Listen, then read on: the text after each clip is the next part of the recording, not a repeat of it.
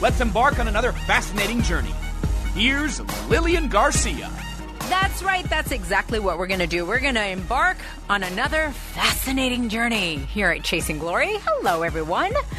Welcome to the show. So excited to have each and every one of you. Every week I get so excited. We get more and more followers, and it's just incredible. And we want to thank you so much. And I say we because with me is the producer of the show, Mr. Sean Gasser. Hello, everyone. Hello, Lilian. Hello, darling.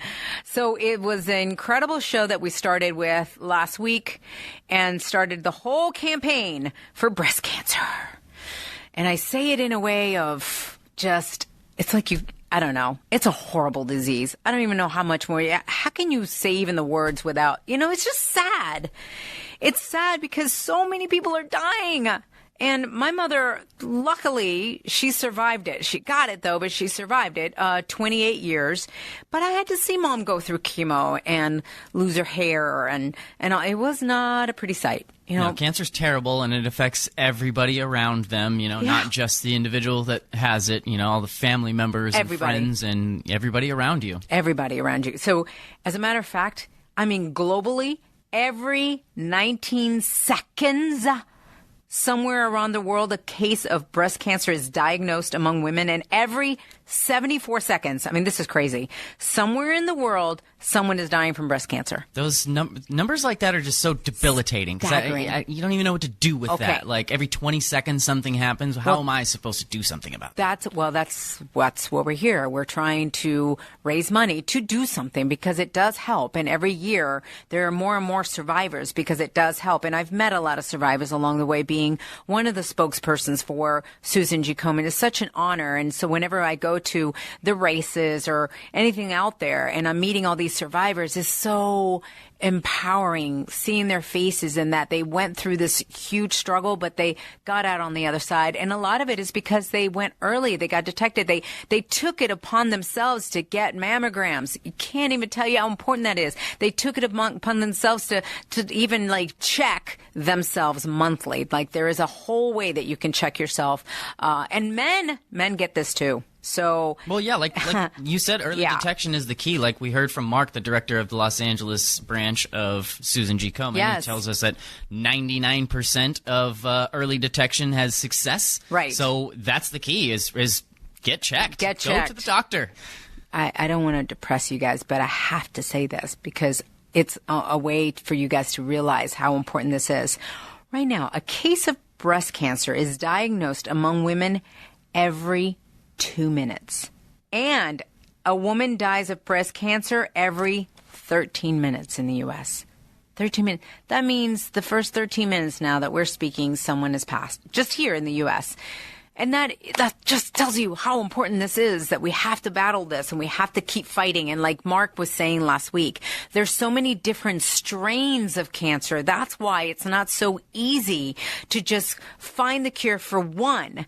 It's like the flu. We can't find a cure for the flu. We still have it every year. There's so many different strains and people do get sick. And that's what I have to, I want to educate people on that because there are some people that go, well, wait a minute. We keep giving every year. Is this a business? Is this becoming something no, your money is going for the right cause, but there's so many different strains of cancer and breast cancer that's why they can't necessarily at rapid pace find an all-encompassing cure. That's probably the more realistic application of what your money is doing is research. Because if there is no money to research, then essentially what we know is where we stop. Yeah. So, like he said, there's 4 or 5 main kinds or 6 main kinds, and then 12 subsets of each kind. Right. So there's a lot to learn. Right. Like he said, this isn't just breast cancer, and it's just one thing. Yeah. There's a lot to learn. So it's it's a long, grueling, difficult process of research and learning about this. But you're right. The more we pay attention to it, the quicker that we can come to maybe some kind of a close to this. You know what the beautiful thing, too, is I've seen that the money is not just gone for research, but, for example, I was involved in one of the campaigns where we brought the mobile unit to the grocery store. And we sat outside the grocery store and we told the people there, hey, free mammograms. You know, we were out there for like 4 hours. Free mammograms for 4 hours. So a lot of that money goes to that for some women that don't have health care and they can't afford it. And so they've never had a mammogram because of that. Boom. And I'll never forget, after those 4 hours, I was talking to the radiologist and she told me, she goes, man, we saw some scary things today. So it was thank God that these women came in today because I know that we've saved their lives. So there you go. Anyway, if you guys find it in your heart to donate, simply, if you want to go to we're here in Los Angeles. So to donate to the Los Angeles County, it's just ColemanLACounty.org. And on a national level, if you just want to go that way and your money's spread all nationally, then you just go to Komen.org. Komen.org. Komen is spelled with a K.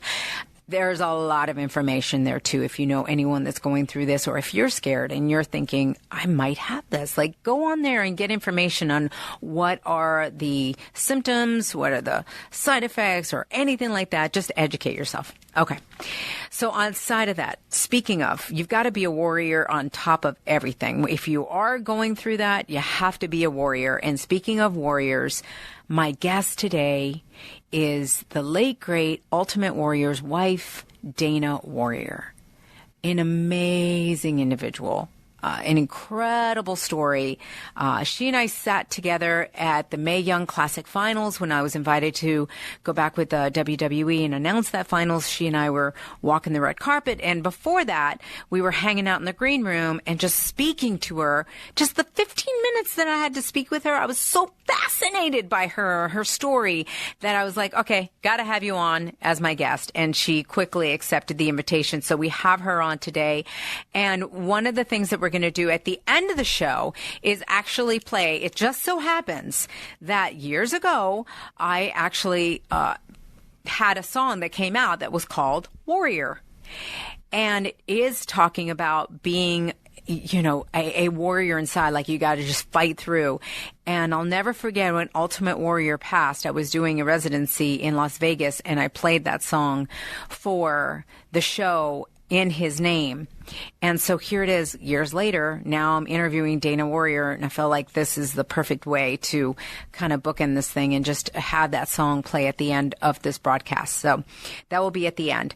Make sure that you guys remember to follow me on social media at Lilian Garcia, Instagram and Twitter, Lilian Garcia official fan page on Facebook.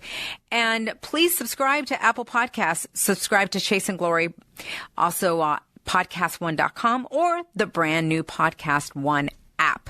And make sure you rate and review the show and give us 5 stars. It really does help the show along. All right, Sean, you ready for this? I'm ready. Buckle your seatbelts because it's about to get real.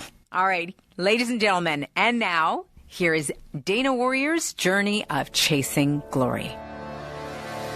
Dana Warrior has never let tragedy derail her inspiring life.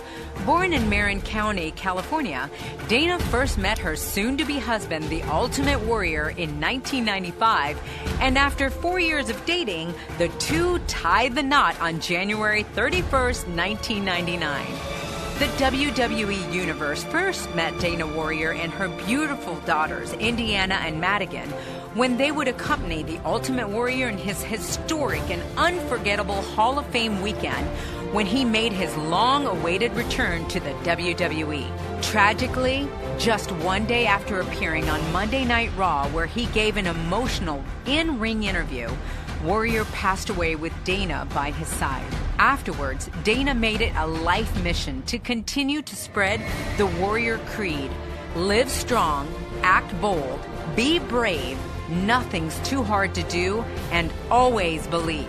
In 2015, Dana Warrior and the WWE introduced the Warrior Award to be presented annually at the Hall of Fame ceremony to those who exhibit strength and perseverance and who live life with the courage and compassion that embodies the indomitable spirit of her late great husband, the Ultimate Warrior.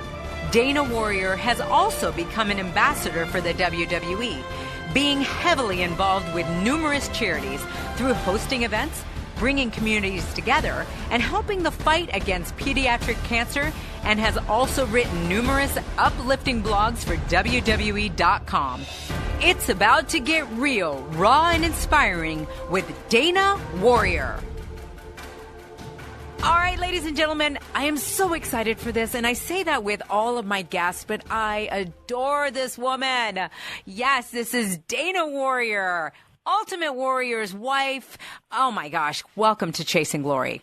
I am so honored to be here with you, Lilian. I swear, I actually feel choked up because I listened to your studio track of Warrior, and it's absolutely beautiful. As I listened to those words and the way that you performed it, I'm just so inspired and impressed with you as a woman and as a warrior woman. So thank you so much. I'm honored to be on your program. Thank you. You know, isn't it crazy that I actually had this song called Warrior?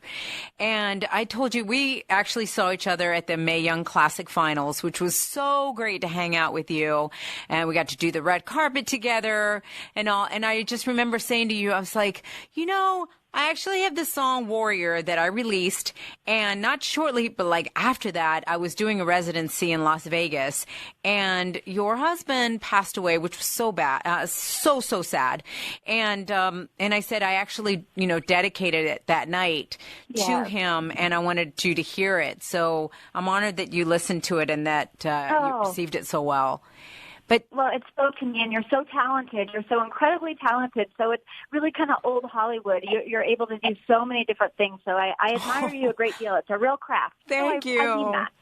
Well, I told you that day, I was like, you know what? I want to do have you on Chasing Glory because you are someone that really just embodies the word getting through so many struggles and really being a warrior. I mean, it is crazy to me. Your actual last name is Warrior. You live this every day. You've got a podcast, or you've got a blog on WWE.com that you talk about, you know, inspiring others and getting through hard times. And I want to talk about all of that. First, I want to bring everybody up to speed because we have a lot of people here that are listening to the show that are wrestling fans, and then we have some that are not necessarily wrestling fans. So I want to bring them up to speed, first of all, on who your husband was and what an iconic, like, just symbol in wrestling history, in the wrestling world that he was, the Ultimate Warrior. Speak to me about who he was as a wrestler and who he was as a person. I'm so pleased to do that. To be honest with you, at his heyday, when he was at the height of his career, I was in high school. So I did not follow wrestling at all, but God winks. I believe that with all my heart. And I often tell the story the first time that I'd ever heard of him. And boys were fascinated with this larger-than-life, walked off the comic book pages character. And that's truly what my husband was. And so one time, my brother went to SMU in Dallas, and this is a man that was not my husband at the time. I'm a high school student. I'm on the phone with my brother, and he says, "You'll never believe who walked through the gym doors today, the Ultimate Warrior." I said, "Who the heck is that? Like, who's that?" You know? And he says, "Oh my gosh, he's huge." And he comes in and he's banging around weights, and you've never seen a man so big. And I said to him, "Stay away from him. He sounds dangerous." And I ended up marrying him. You know, I love it. I remember.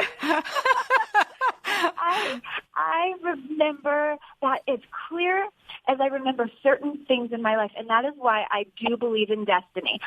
I do believe that there is a plan, and we don't know that plan, but there's little tiny winks from God that along the way, I'll never forget. I was sitting exactly in the kitchen that I was in, the telephone that's attached to the wall that was like this little princess phone, and I'm talking to my brother off in SMU, and I'm talking about my future husband. And to me, that's just wild and crazy. Yeah. So then fast forward, I'm at ASU, I'm finishing up college, and I've gotten really into fitness, which becomes part of a healing journey for me with a healthy relationship with food. And I walk through the doors of Warrior's Gym, and yeah, he's been in the paper, and this guy's opening, and I'm unimpressed. I want a job is what I want, a job.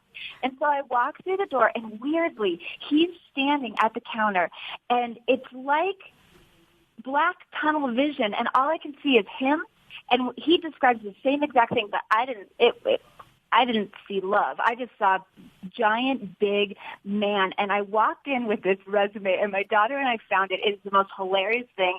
I walk in, and I set it in front of him, and I say, you need to hire me to run your aerobic program, and he said, you need to marry me. Oh, my God, are you kidding me? Nope.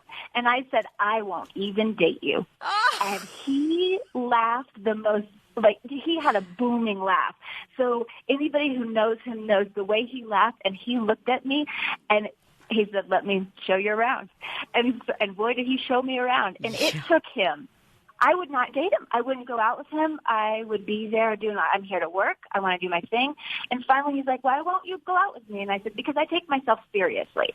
And you're an athlete, and you don't take women seriously. And I laid it out for the guy. Wow. And yeah, no, because I did, and to this day, I have children. I've been married. I still take myself seriously. Yeah, I take my virtue seriously. I take who I am as a woman seriously, and so I've had that expectation. And and people roll their eyes when I say this.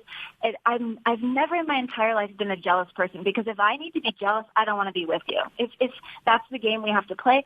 But in all of our years together, and we were married for 15 years, I never once saw him look at another woman. Never once. Oh, I love that. I don't have a thing about it, because I point out beautiful women all the time. Well, now to my children, or to just, I think beauty is incredible, but it's not the external, because right. You know this, the most gorgeous woman in the whole wide world, if she's mean, she's gone. Oh, if she's yeah. short with somebody, she's gone. But I would point out to him, oh, look at her. Isn't she gorgeous? Isn't she beautiful? And he would always laugh. And sweetest thing, he's like, not like you. He'd call me Pooch. Aww. Not like you, Pooch. And I'd say, oh, but she is. She's better. Nope, not like you. And so I just, in the beginning, I set a bar for what it was going to be. And when I finally did decide I was going to go out with him, it progressed very quickly after that. But we sat, and I can remember exactly where we were sitting, and I said to him, if you ever cheat on me, I will walk up the steps to my door, and I will close the door, and you will not be allowed on my porch again. Yeah. I will never. And now Jeff already has like a fun face skit on that, which is really silly. But I said, you can never knock on the door. You can never. I will lock the door, and I will not cry, because you will not be worth crying over. Oh, I love this, Dana. Dana. At me. Yeah. But, I was 21 years old. I don't know. Well, I do know, because I made choices throughout my whole life to be different than what I saw when I was growing up. And but he respected that. Like I said, I never checked. I just didn't want to check up on somebody, but I never had to. There were never little signs. There were never little breadcrumbs. And I tell you what, I really encourage women to require that for themselves. Why would you settle for less? Right. Why? It's beautiful that you're bringing that up, because yeah, it is really great that you're bringing that up, because I have told that to my friends that really, boy, do they put up with so much. And I'm like going, girlfriend, if a friend of yours was coming to you with this exact same situation, what would you tell her? And they're like, all the time, they're like, I would tell them to run, that they don't deserve this, that they deserve something better. I said, well, then why would you not hold yourself to those same exact standards? What is it? And a lot of times, through, especially doing the show, we find out that things that have happened early on in our lives make us feel like maybe we're not worthy, or this or that. And we put up with these things that we just should not. And I love the fact that you laid down the law right from the very beginning. I knew I had to with him. I knew I had to with him because he was larger than life, and I never asked questions. When I get in a relationship with somebody, I don't care what they did with it in the past. It's none of my business. I didn't know them then. That wasn't. Yeah. I've always been like that. But once you decide you're going to make a commitment to getting to know me or wanting to have a relationship, then we're in. We're in. And so if you want to yank my chain, pal, go find another one. Like find somebody else's chain to yank, because I'm not going to do that. And because I didn't have a childhood of a father that was respectful of women in general. And so I decided, I can remember standing at the top of my stairs when I decided towards my father, I don't believe you. I choose not to believe you, what you're saying about me, what you are putting on me. I choose not to believe you. So I'm going to write a different story for myself. I've been a storyteller and a writer since I was tiny. I entered book fairs. I loved that so much because words, books, they were kind of my escape in many, many ways, going to the library, all of that, and I all along in my life, I can mark moments when I made choices, and I chose not to believe somebody else's words. And my father, an alcoholic, and nasty. And at one point telling me when I was my daughter now, her age, I was an 8th grader going into freshman year. It was a summer. And calling me, can I say a word? Like, called me a whore. A 14-year-old girl. And I think to myself, that word is so ugly. I was just a good girl. I was just a good, and your father to say that to you, it changes the trajectory of your life. But then, and now, so what? Like, it changes the trajectory of your life, and I'm tougher because of it. I wouldn't go back and change any of it. What was it, though, that because there's so many people, I say women, men, kids, that words are used against them or said to them, and all of a sudden they decide to believe them, right? It's easy to say, hey, I'm going to go ahead and decide not to believe this. But how did you do that? Because it's not so easy sometimes. It's not easy. I'm not, and no choice in life is easy.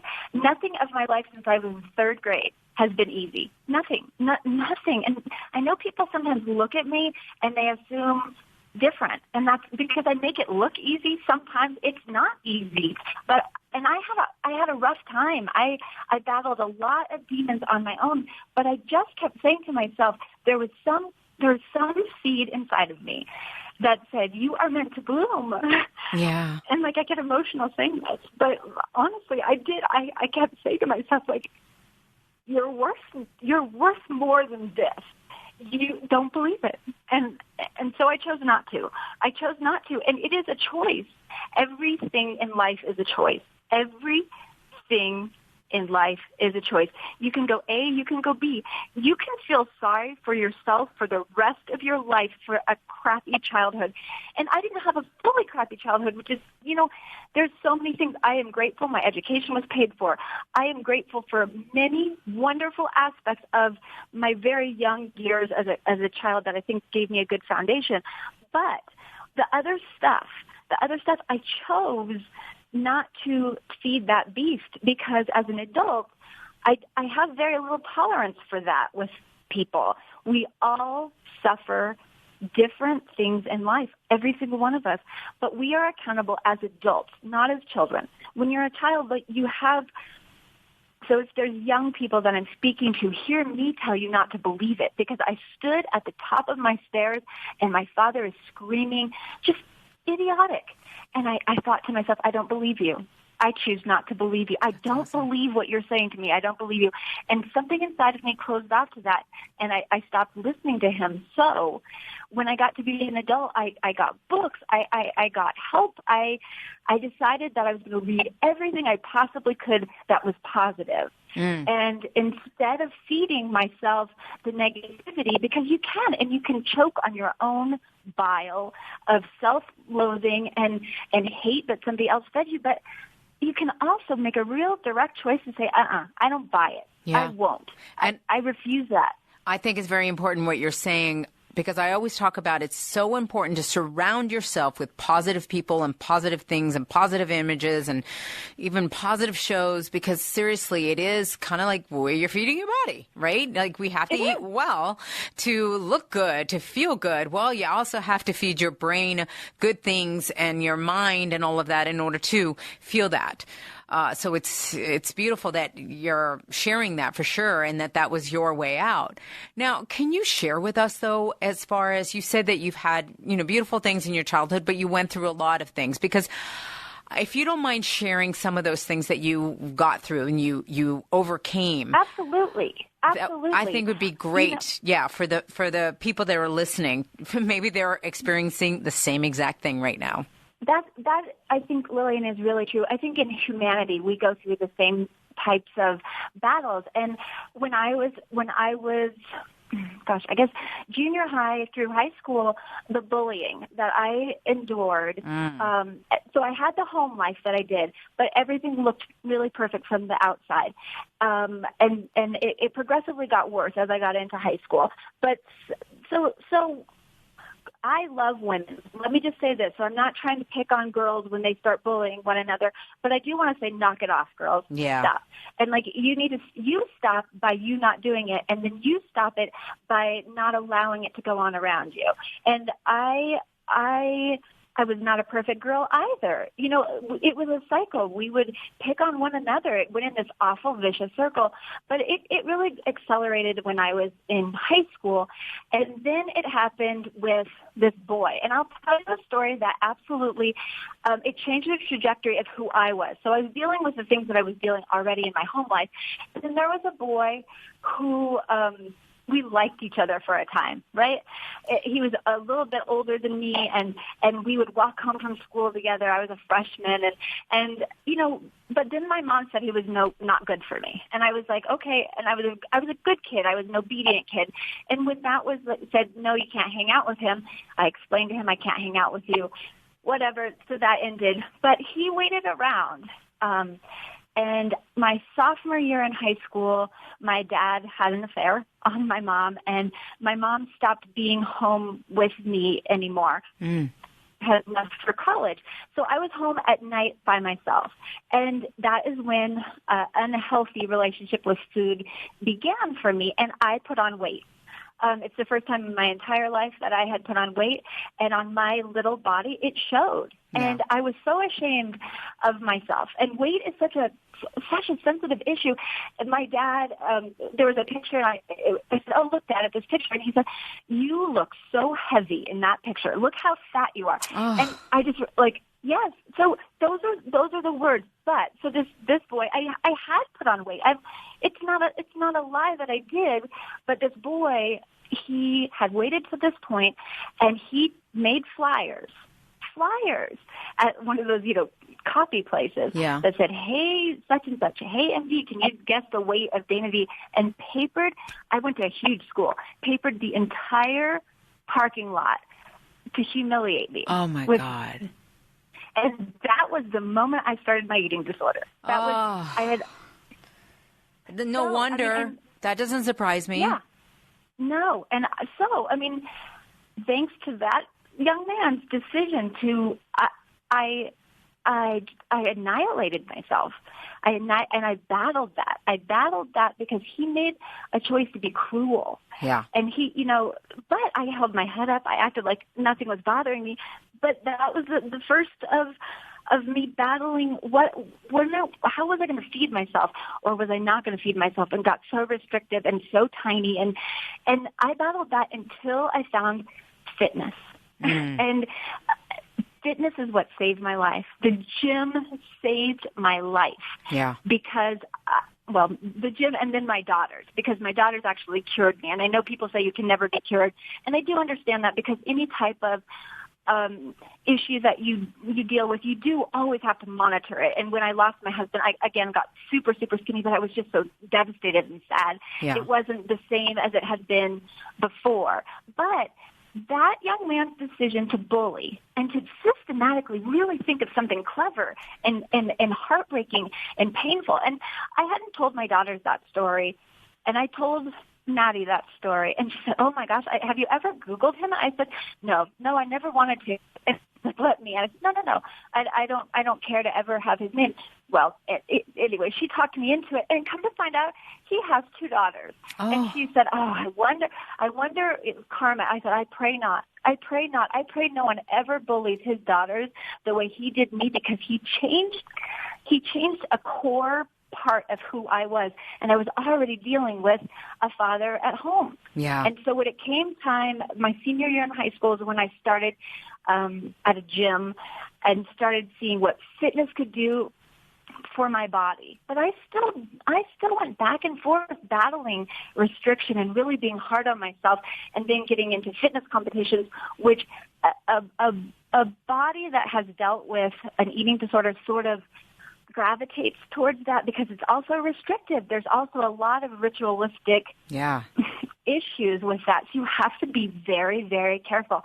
It was not until I got pregnant with Indiana, and I didn't have an easy time getting pregnant, and I lost babies, and it was I didn't know that. I'm sorry. Yeah, so no, I tell this because it happens to so many women, and women don't speak about it. Right. And I wanted to be, when I went to college, I was an English major, and I wanted to be a writer, but when people would say, what do you want to be? I said, a mom. I want to be a mom. That's what I want to be. And people kind of like, what? No, I want to be a mom, and I'm going to raise incredible human beings. It's not going to be like that they're just a vanity project. I'm going to have intention when I raise my children, and they're going to be incredible human beings. Well, when I got pregnant with Indiana, that's the scariest thing if you've ever battled an eating disorder, because you lose all control of what your body's going to be. I bet. And what I learned, though, when I leaned into that, is I wanted to feed that baby everything good. I wanted that baby. I wanted that baby to be the healthiest baby that has ever been born. And then I laid there one day while she was kicking, and I was eating all the good food that I should have for her. And I said, why would you give it to her and not you? Why would you give it to her and not you? Yeah. And that was when I healed my own eating disorder. And I've not gone back to ever not wanting to give myself what I would be willing to give children. Wow. And that is what I implore all of the women that listen to you, and all the men too, if you would do it for your children, if you would do it for any child, do it for your inner child, because that child still lives in there. All the pain you've ever felt and you've dealt with, you have to speak kindly to that child, and you have to take care of that child too, because that child inside of you will bloom into a wonderful adult if you'll allow it. And that was my decision. Wow. So that's so powerful, because it's wild that you actually use the child within. I remember many times in the locker room at WWE when the girls were going through something, they always came to me. I don't know exactly why I kind of took on the role of like mother hen or something. I think it's because I love helping people. And they came to me for advice and all. And one of the main things that I would tell them is, look, every one of us has a child inside of us. And if you don't protect her, no one's going to protect her. And it starts with that. If you have to kind of step outside of yourself, and you got to have somebody something to protect, and that is you. It is that little girl inside of you. Yes, Lilian, that is I think that's exactly right. I think that's a profound place to come, because I even sometimes when I'm feeling really sad and I had to practice this, and it might sound crazy to people, and that's okay, but it's my crazy, and it works for me. I would actually sometimes out loud speak kindly to myself like I was talking to my kids. Oh, it's beautiful. So I'd say like, honey, or like I would say the kind words I'd say to somebody else. I'd be like, honey, stop being so hard on yourself. Like, this is a tough time. Honey, or sweetheart, or like, and then something inside of me would soften like, okay, I'm protected here. I'm going to be okay. And I think you giving that advice to the girls in the locker room, and I know why they gravitate towards you, because you're a wonderful human being, Lilian. That's why they gravitated. And you're genuine, and you would value them without, sometimes women just want to cut one another off at the knees. And I don't say that to down women, because I love women, and I can't stand when women talk rudely about other women, but we need to elevate one another all the time. I think that we need to make sure that we're always picking women up, propping women up, and elevating them, looking at them and understanding that when we stand next to a powerful woman, it doesn't diminish our power, it increases it. And so there is no jealousy, there is no envy. This is something I've told my children from the time they're little. Envy is the most wasted emotion there is. Mm-hmm. Envy is the most wasted. I never, ever, ever look at somebody else and say, oh, lucky them. You don't know what they're going through. I always say that. You have no idea. And we're finding that out more and more. The more stories I do here at Chasing Glory. And that is one of the reasons that I wanted to do it, is I wanted to actually show people, the struggles that people go through when they do chase the glory, but then the struggle they're still going through. And that is the one thing that we're noticing more and more. It's like people are, they're achieving this, they're achieving that. But guess what? They're not talking to their kids, or their parents aren't talking, or they don't have any money, or they're broke, or, it's just crazy all the things that we're finding out. So that is the one thing that I tell people is forget what the other person is doing. Run your own race, stay in your path, learn from the things that are happening to you, because that is the biggest gift. If I could say to anybody, when everyone's facing struggles, I'm sorry, but everyone, somewhere or another, is facing some struggles. If you can try to figure out, okay, what is it that I'm supposed to learn from this? When you have those struggles, you will get through it so much better, and then you'll start actually finding the gift in the struggle. There's so many gifts in it. There's always a gift in the struggle. Are you kidding me? I will say this, Lilian. I was driving through my little town that I live in, Santa Fe, New Mexico, and it was 6:30 in the morning, and I sold my big house out in the country, and I live in this little perfect house now for me, and I was driving, and I was saying out loud, thank you, God. Thank you, God. Thank you, God. And I was probably crazy. I'm crazy singing, and I'm not asking anyone to have an attachment. I believe in a benevolent force that is above us, that does not, it loves everyone and everything, and there is nothing but love in the God that I was thinking. There's no hatred, there's no bigotry, there's no nothing. It's all about love. But I was saying to the universe, to God, thank you for this. Thank you for my life. Thank you for every challenge you've ever given me. I am so grateful, and I take it.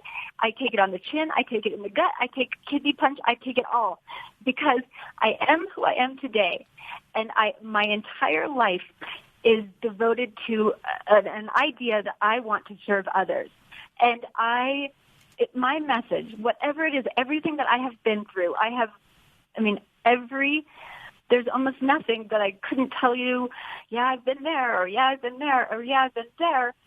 I'm able then, when I look at children who suffer poverty, or they're hungry, or these kind of things, I am able to look them in the face and have some credibility when I talk to them. Mm-hmm. And they know this isn't some fluffy lady. She might look a little fluffy when she first walks in. That's okay. That's okay, honey, because I will tell you, I have had to count out change at the counter in order to pay for groceries before.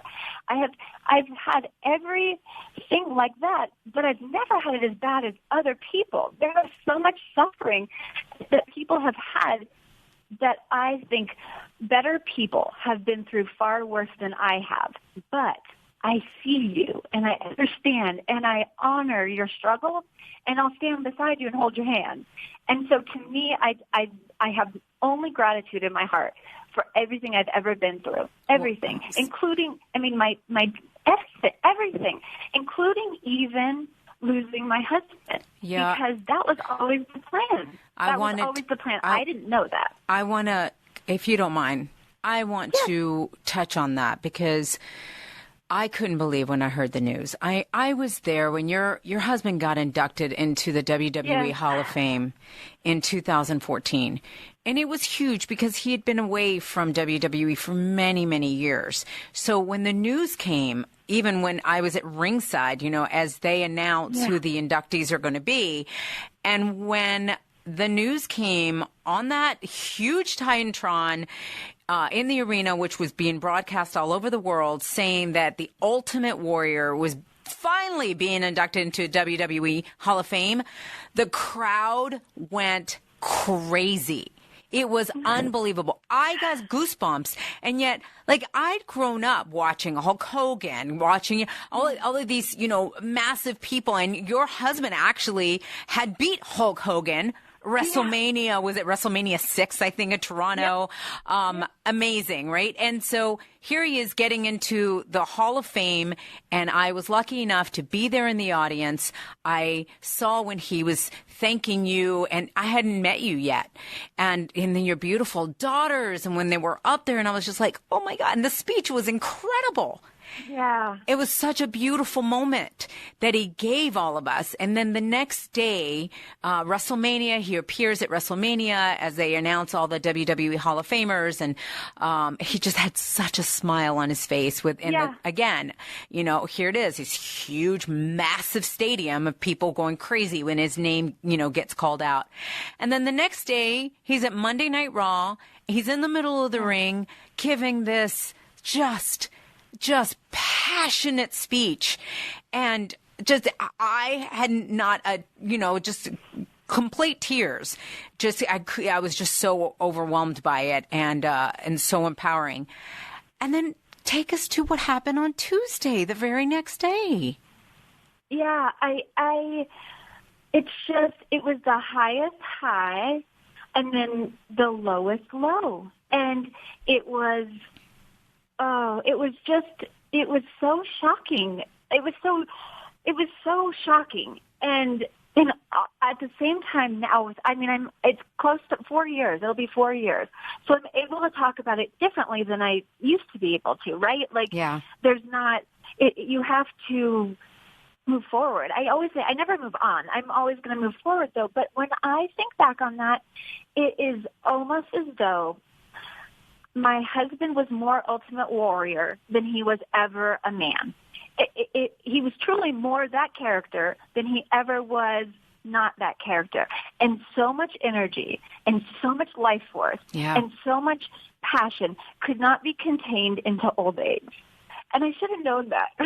I should have known I wasn't going to grow old with him. I should have known that, but I didn't. It didn't ever occur to me that we weren't going to be like those people sitting on a bench holding hands, carving our name. Yeah. It didn't. And so it was so fast. And now you were with him, right? Yes, I was. And I was the only one in that moment. Is really, something that I won't talk about when he passed, because it seems as personal in that moment as giving birth to somebody. But I was with him. It was so fast, and I knew he was gone because I felt him actually go through me and stand behind me, and he was like, no. And I was saying, don't you dare. Like, don't you dare. But he died like the warrior that he always was. And I feel honored that he trusted me enough. It's okay. To see him out of this life. Yeah. And I know that there was nobody else in the world he trusted more. And I did see him leave this planet. But I immediately knew that he would expect a lot of me. And my daughters needed me to be very, very strong and very, very together. And that's what I did. That's what I did because I was so shocked. And this is the Dana that people probably... I really have like a big sense of humor, and I laugh. I'm just happy. I'm joy-filled, and I've always been that way. And I would tease him because he was a grump a lot. Like, he was very grumpy a lot. But I got a kick out of it. I don't know why, because, well, I do know why. I do know why because I knew at the core he loved me to pieces. Yeah. I was like his princess, and he would always, it was like he hadn't seen a lot of light in his life, and he hadn't seen innocence. And I somehow retained all of that, even through the crap that I'd been through in my life. I still had this very innocent, people to this day tease me because I still, I treasure that innocence and that virtue. And I've tried to keep, even if I'm street smart, I'm not so smart that I don't to see beauty every single place I turn. Maddie starts to laugh at me because the sky will turn pink and blue, and I'll start to cry. I'm like, is that magnificent or what? Like clouds. I'm like, all of those things that don't cost a dime, I think make me the richest woman there is. And so I guess he had never really had that. And so I would tease him in his grumpiness or whatever, and I'd always be able to get him out of his mood because I didn't take it so seriously. He was a pain in the ass plenty of times. I mean, and so when people are like, I'm like, oh, yeah, you know something? You guys have to realize I managed that man for 20 years. Did any one of you do that? Yeah. I did that. Me. I'm 113 pounds and, 5'5". I managed that thing.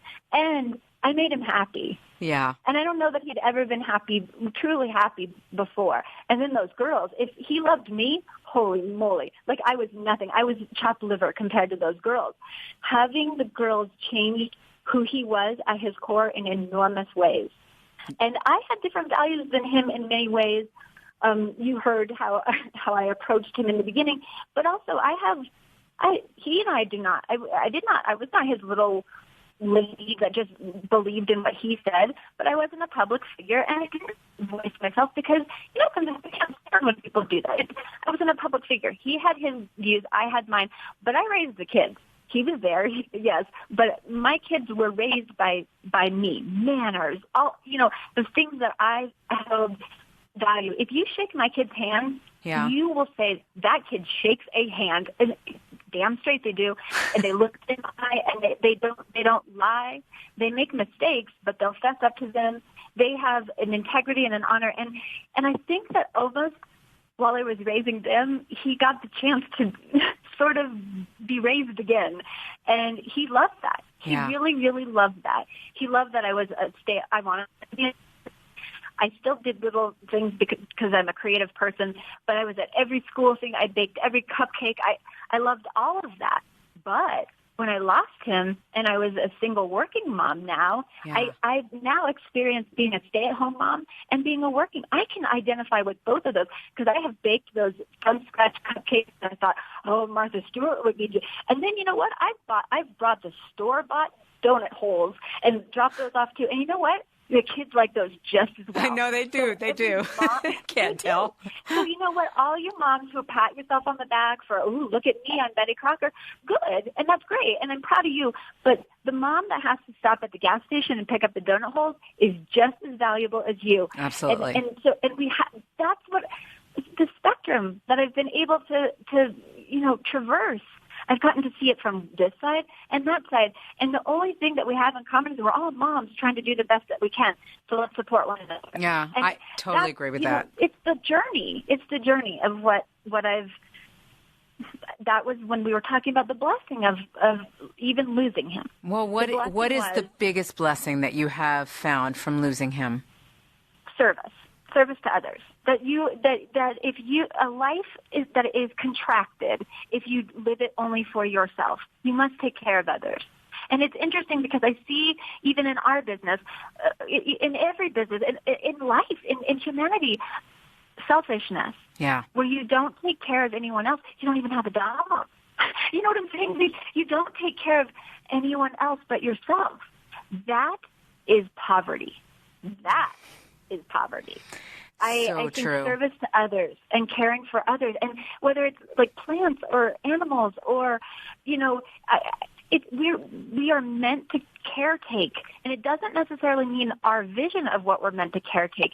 Animals are a huge passion of mine, and so many are homeless, and so many need our help and need rescue. We, in so many ways, can have service. When you were talking about how you sort of were the mother hen in the locker room, that's mothering, Lilian. That's mothering. That's who you are at your core. That's an incredible thing to do for others. That's service. Yeah, and we all have that. To me, I needed that in a way too. And then, when I had left WWE after 10 years, and I actually I had gotten married the week after I left, and we immediately were, working on a family. And when I found out that I couldn't get pregnant, it was, I felt so lost. And then I realized, okay, WWE had always left the door open. I was like, well, I'm going to go to the family that I do have, and I went back, which was great. And being there in the locker room with all those wonderful, amazing women was so helpful for me because, like you said, I was able to help mother in some way. And then I got to the point where even my husband, though, at home was like, okay, we need to do something because you're mothering me too much. And I'm like, I agree. So we did go rescue a dog, and I will tell you that is the best thing ever. And as a matter of fact, he is right at my feet while we are doing this. He always comes with me to do these podcasts. He just sits underneath, and he's always so happy to be with me, and it's just such a joy. So I very much encourage people to rescue an animal because, man, has he filled so much joy in my life. Yes, I agree. Yeah. I agree with all my heart. I do. Yeah. I agree. You're listening to Chasing Glory with Lilian Garcia.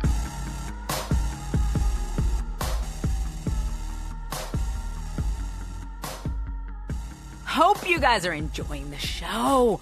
How can you not be? It's Dana Warrior. Awesome show. But there's something about TrueCar that a lot of people don't know. Using TrueCar can also help you buy a used car. That's right. In fact, there's over 700,000 pre-owned vehicles available from TrueCar certified dealers nationwide. Whether you're looking to buy new or used, you can get upfront pricing information that empowers, discounts off the list price for used cars, and a better buying experience through our TrueCar certified dealer network. There are over 700,000 pre-owned vehicles available from TrueCar certified dealers nationwide. You'll see what other people paid for the car that you want so that you know what a fair price is and feel confident. There's nothing better than that. With TrueCar, you can connect with a local certified dealer of your choosing so you can enjoy a quick, easy buying experience. I love that. So once you register, you'll see a real price on actual inventory. This is competitive pricing offered to you only by a TrueCar certified dealer for an actual vehicle on their lot. It's pricing that you'll see before going to the dealer so that you can feel confident. Like I said, it's great to have confidence, and TrueCar is all about that. They show their customers all of their available incentives before they arrive at the dealership. In fact, over 3 million cars have been sold to TrueCar users by the TrueCar Certified Dealer Network. There are over 13,000 TrueCar certified dealers nationwide, so I'm sure you guys can find one. So when you're ready to buy a new or a used car, visit TrueCar to enjoy a more confident buying experience. Some features not available in all states. You're listening to Chasing Glory with Lilian Garcia. So I want to ask you, with WWE, they came out with the Warrior Award. And I mean, what did that mean for you to have an award now at the Hall of Fame that is given under your husband's name? What does that mean to you? It meant everything to me. I was so humbled and surprised and moved, and I felt like he really deserved that. I felt as though, because the Ultimate Warrior to me is bigger than one man, right? Yeah. It's a spirit that if you will champion that spirit, you are guaranteed success in life. And success, I don't define money. I mean, you are guaranteed a good, happy life. And when you die, you will die an honorable person. And so that award being named for him, and it will always be his award. Yeah. It will always stand for what is good and what is right and his always believed spirit and his ideals and the things that he held sacred and that we as a family held sacred, and his legion of warriors who are the most loyal group of people. And you know this, Lilian. I heard the pop that you got when we were in Vegas. You know this about sports entertainment fans and wrestling fans in general. The WWE universe and the old school wrestling fans are the most loyal people you've ever met in your entire life. I love them. If I never, ever have another love in my life, then I'll just love my husband's fans, because those men and women are the most loyal people, and so true. And they followed him. They believed in him. And when he came home to WWE, and I believe that with all my heart, he could not have passed with a peace that he had he not made his way home.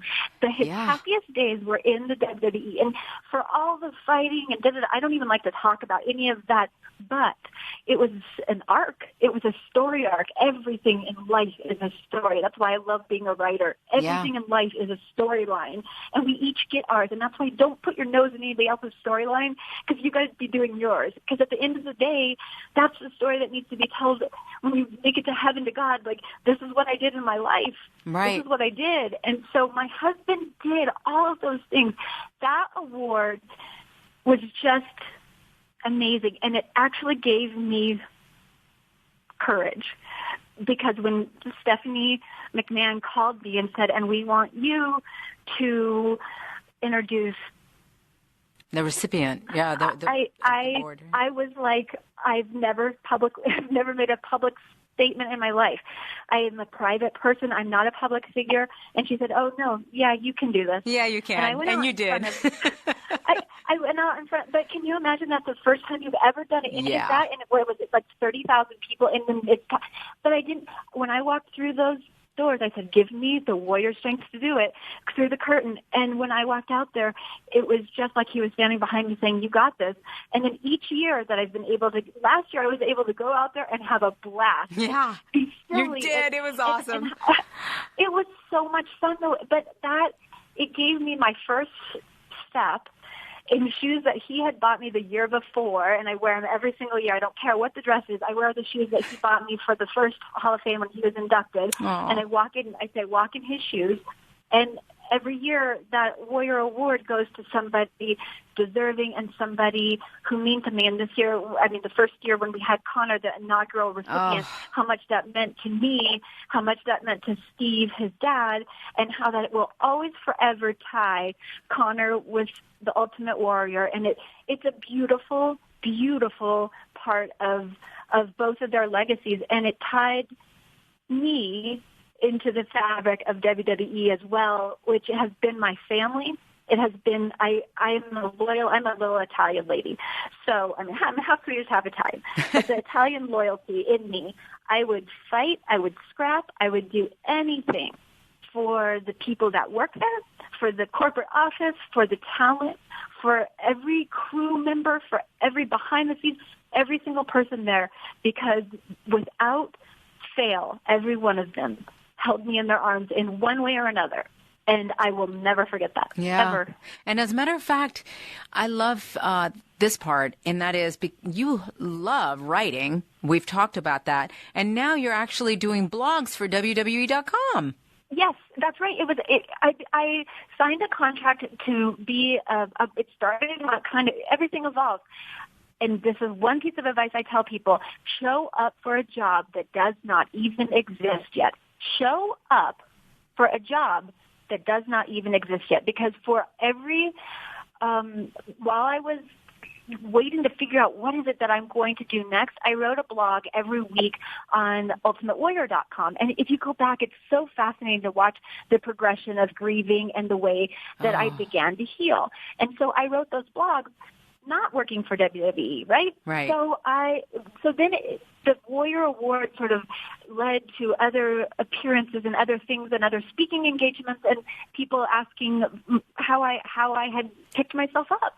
And then I signed a contract as a brand ambassador, and that kind of parlayed into the philanthropic work that I'm now able to do. And as I thought to myself, oh wow, my writing is going to be put on a back burner. That's interesting. I think of myself as a writer, and I was the tiniest bit sad, but mostly grateful. And then I was writing in a car with the wonderful community team that I work with that does all of the incredible community relations activities that WWE participates. And Mary Ellen and I were writing in the car, and she said, well, we have this idea about you. Oh, she's a fabulous, fabulous leader of a woman. And you talk about a warrior woman. That whole team. And she said, we think it'd be a good idea if you started writing a blog. And I looked out the window, and I just cried. I was so pleased because, to me, books and words are so powerful, and you must be very careful with them. But if you use them for good, they expand minds. They expand a journey that you can have. And so now I'm able to do that tie it in and tell the story of what incredible things our athletes, our superstars, our announcers, all of the team is doing behind the scenes. And so I feel blessed. I feel blessed to be the storyteller of that. And it's beautiful. I mean, I even read some of your blogs, and I got to tell you, as I'm reading them, I was getting all teary-eyed because I was like, I really needed to hear this. Because, it's been a heck of a 2 years for me with, everything that happened with my dad. And then, even not a lot of people knew this, but like my dad passed they know that my dad passed in December, but then in January, my husband got meningitis and encephalitis, and he was in the hospital for 10 days, and I almost lost him. And then we're taking care of my mom, and it's just like one sickness after another. And then her dog almost died, and I was like trying to take her like every few days, taking her to the emergency room because and I was like, I cannot handle another like death and another this and another. And then I would just, sometimes it gets to the point we can't breathe. And then I read like your blog, and I'm like, oh, okay, I'm all right. I'm going to be okay. I'm going to be fine. Yeah. And I remember hearing things that I need to be telling myself. And like you said, I love the fact that you said, actually speak out loud to yourself. I've never done that. I've kind of said it to myself in my head, but you're so right. I could see where the power of that being so helpful. Now, because it is Breast Cancer Month, and you're just such an advocate of just helping so many different organizations and all that.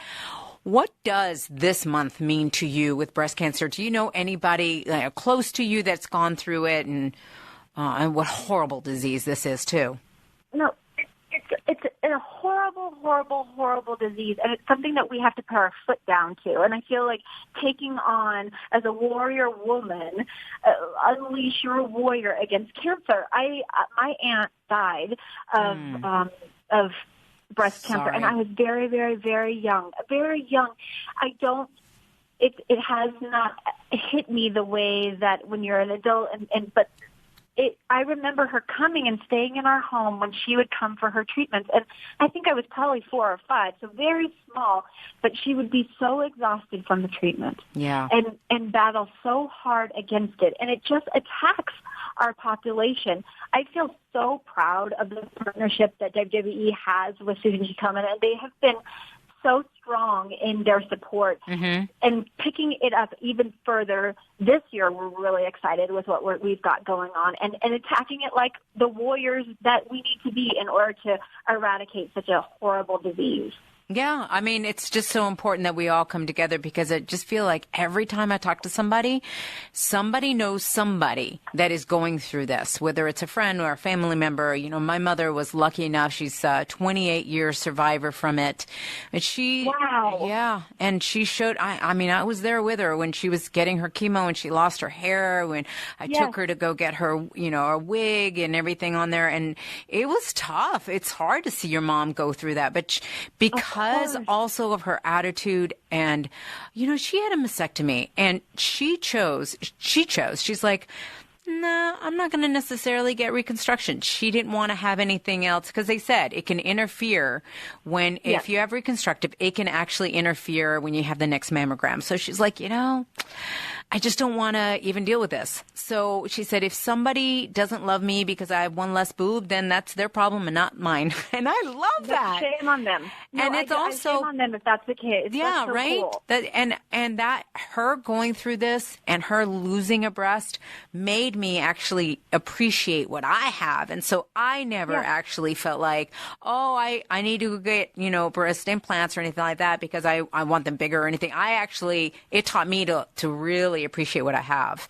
And so I've never had that feeling, I think that's beautiful. I think that's so important that's what I really love about the platform that you give here, is that it's not about us judging anybody else's journey. It's about having our own and being really confident in that, in that with your body image or with any decision that you make, you have to really stand strong for that. And that is something that I think that you're an incredible example of. And I think that that's with our female talent, but not just our female talent, with our male talent too, that gets behind Susan G. Komen, who gets behind the campaign and the idea that to raise money in order to raise awareness for such an important cause that affects their aunts and their mothers and their grandmothers and their, sisters.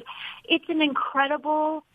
We really do work for such an incredible organization. Yeah. I feel really blessed to have WWE, the way that they choose their partnerships so carefully so that you really can feel good supporting them, and the incredible campaigns that a creative staff will come up with in order to raise awareness and include the WWE universe in doing that. Right, exactly. Well, honey, you are a huge part of everything there. I mean, oh my God, I can feel your energy through this phone. I mean, it's just crazy. I love you dearly. How do people follow you if they want to continue, besides your blog on www.com, give us your social media, info. All of my stuff is under Dana Warrior. I have my name because it really is mine. So it is Dana Warrior. Yes. WWE. My girls are the first generation of warriors. Full-blooded warrior little girls, and they're incredible. So I would love for you guys to follow me. I'm on Snapchat, I'm on Twitter, I'm on Facebook, and I'm on Instagram. And I would just love to read your comments and interact with you, because truly the fan base, and I don't even like to call them fans, the warriors out there, the WWE universe, they are the reason it makes my life happy. And in any way that I can be in service to them, they return the favor by putting a smile on my face every single time I'm able to interact. So please allow me just to thank you and express my gratitude. And thank you, Lilian, for giving me a platform to try and sprinkle a little bit of sunshine. Oh, you sprinkled a lot of sunshine here, so I appreciate that. And good luck to you in your chapter that continues your own journey. Well, I'm in a new house, and that's what I said. I said the volume of the book that I wrote with my husband is beautifully placed on my shelf, and I will always, always love it. But now it's time to write a new book, and that's what I intend to do. I love it. All right. Can't wait for that. Thank you so much, Dana. Thank you so much. Okay, bye.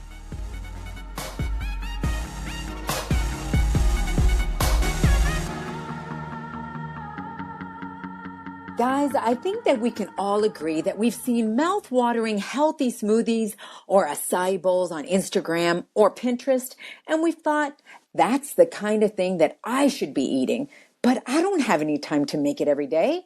Wouldn't it be great if you could get those picture-perfect nutrients without having to hit the farmer's market and chop up a million fruits and vegetables?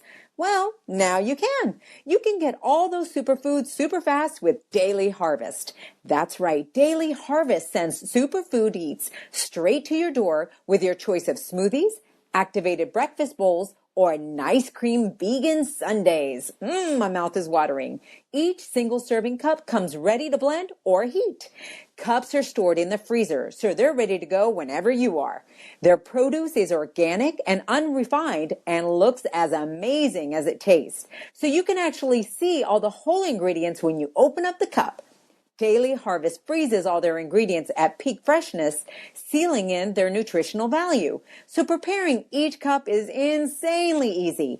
All you have to do is just add water, or if you're feeling fancy, you can substitute other liquids like coconut or almond milk. Either way, Daily Harvest cups are ready in just 30 seconds. You heard me, 30 seconds, so you can eat it right now when you want it. So all you have to do is go to daily-harvest.com and you enter the promo code GLORY to get 3 items free off of your first box. That's right, you heard it, free. It's promo code GLORY for 3 free Harvest cups at daily-harvest.com. That's daily-harvest.com.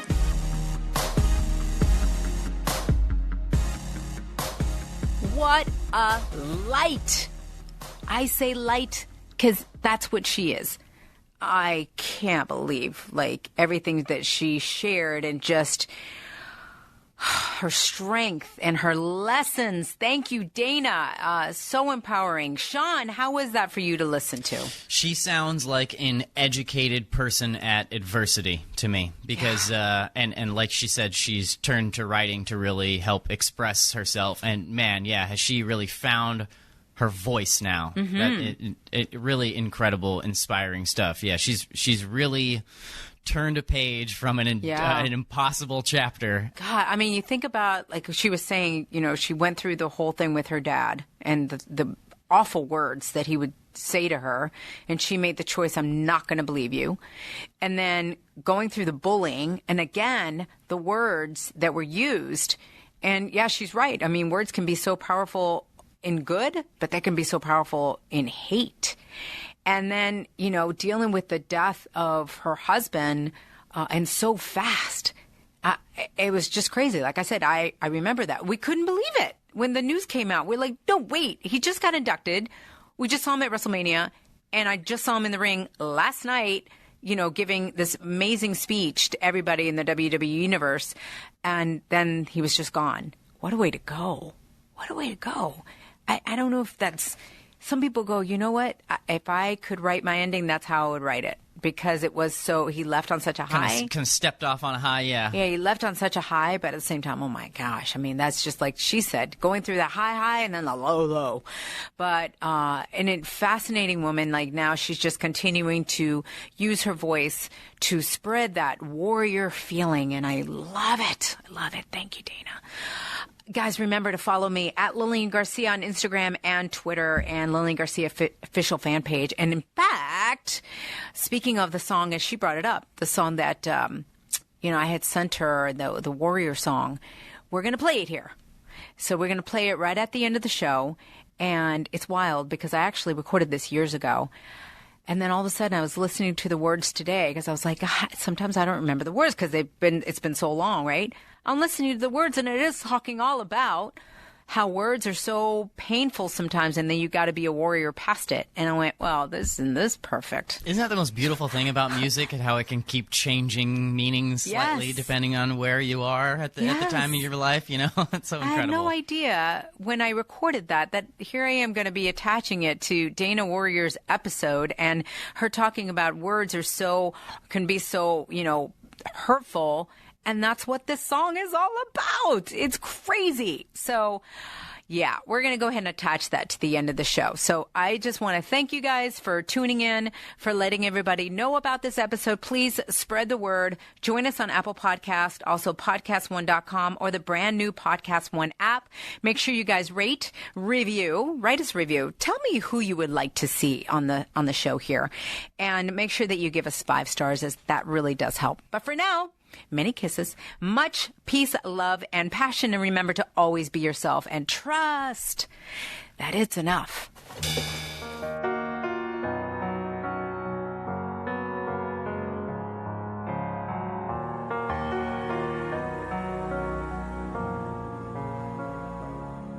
Your words fell out like a rain from a cloud, but they fell like stones. They cut me open. Every time they rip me apart, I may be bruised, but I'm never broken. Do you know what it feels like to want something so bad? You gotta push on through the pain. You're staring your fears down, becoming real now. It's just a breath away. I gotta be a warrior in my head, in my heart. I gotta be a warrior. Find the strength in these scars. It's time to be the fire, burning inside me. Gotta stand up, fight for what I believe. Warrior,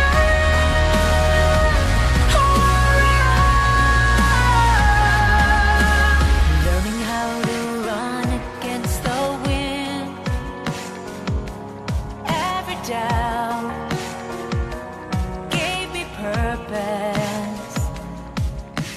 You can try to crawl under my skin, but no, you won't. Even what it feels like to want something so